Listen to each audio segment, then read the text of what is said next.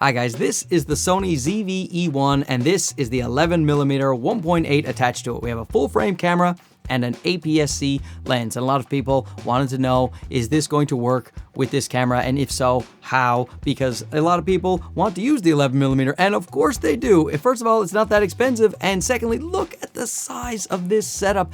This is so great, and it's gonna give you a wide field of view. So let's go find out if this in fact will work together. And also, I'm going to throw in the 20mm f1.8 because really that is the lens that I would normally vlog with if I was using a full frame camera. We're just going to mix and match, compare as we dare. Let's see how it goes.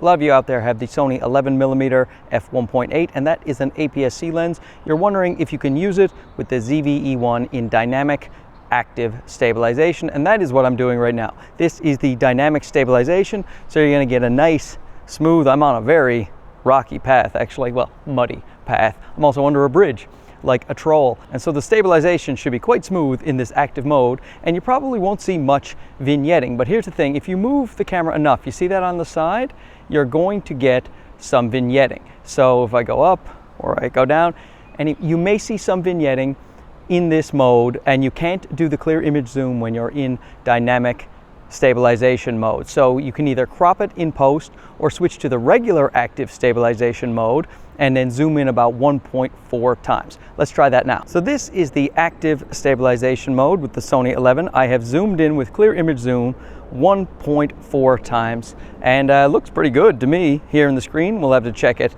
in post, but this is a good way to use it if you want to use this lens and not worry about having to crop it later for any vignetting that might occur. And it also has a little bit less warping on the wide ends because it is cropping in on the image already and then upscaling it, or whatever clear image zoom magic is doing. Now, of course, you can also use Catalyst Browse and stabilize later in post with both the active stabilization and the dynamic stabilization, which is great news. So if you did need an extra stability, or you wanted to use the Catalyst Browse to crop away some of the vignetting, then you have that option as well. So now let's switch to the other lens that I would choose if I was vlogging with a full frame lens, and that's the 20mm 1.8. Now here's the 20mm 1.8 on dynamic stabilization. As you can see, that is quite a crop right there. You can see the advantage of using that 11mm, even though it is an APS-C lens. So this is using the dynamic stabilization. Let's switch over now to the active stabilization and see how that does. So here's a much more sensible field of view here at the 20mm, just using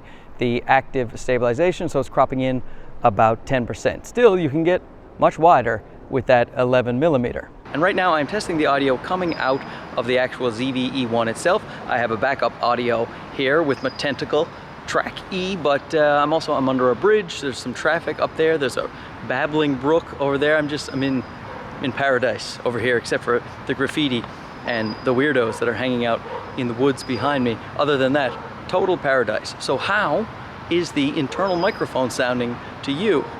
Let's compare it to the lavalier mic I have on my chest. This is the sound of the Tentacle Track E lavalier right over here on my lapel.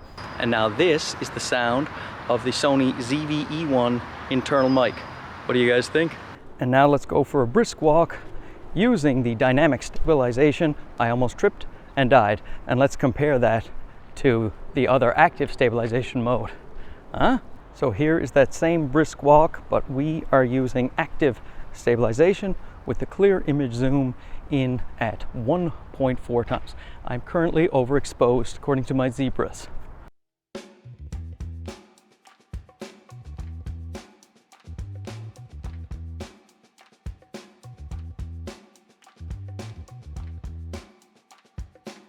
Okay, that is more than usable. In fact, that is 100% what I'm going to use. I'm going to use the 11mm with the Zv-E1, and the way I'm going to do it is I am going to use the active stabilization, not the dynamic, so that I can crop in 1.4 times in the clear image zoom. It still keeps your eye autofocus now in clear image zoom, so I have no problem using it, and then if I find it's a little too shaky, I can run it through Catalyst Browse. You can have your cake and eat it too. A super wide field of view that is going to be nice and stable. If it's not stable, run it through Catalyst Browse. I definitely am going to use it because I was surprised the 20mm, even on active stabilization, was a little too tight for my taste, but this guy, fantastic. You know what? After reviewing the footage, once again, I'm editing it here in Africa as we speak, and I think that the dynamic stabilization looks so good. I might want to actually go with that and then crop in to avoid any of the vignetting. Anyway, that's it.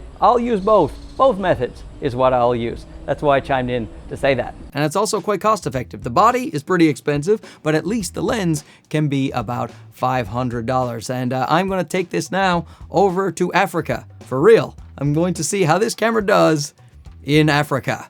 Wish me luck. I am in Africa right now. Didn't he hear the last part? And also the Zv-E1 so far is holding up really well. I haven't used it that much here, but it is 40 degrees and 70% humidity. So I'll let you know how it goes. Anyway, thanks for watching. We'll talk to you again soon. Okay, bye-bye.